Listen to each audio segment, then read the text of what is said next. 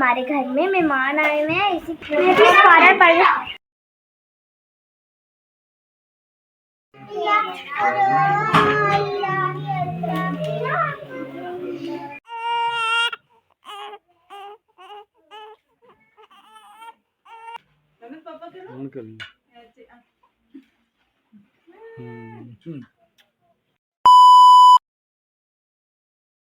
वालेकुम गाइस, आप लोग कैसे हैं?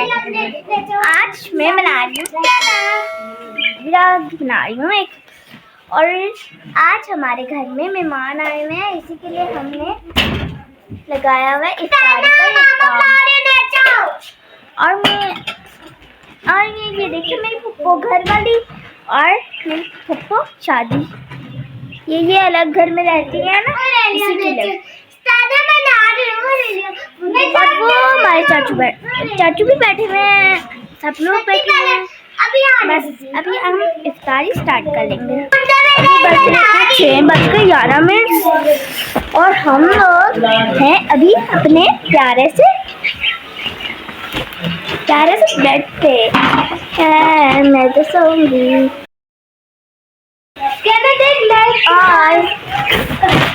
मैं उठ के यहाँ पे ये देखिए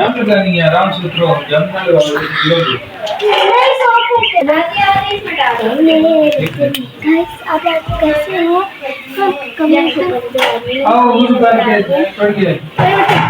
टक्की है, मामू है, तो देखेंगे अभी जो भी है। मोहम्मद वाले मोहम्मद वाजिद फारा। और ये गाइस देखे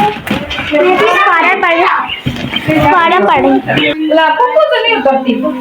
कैमरा किधर है?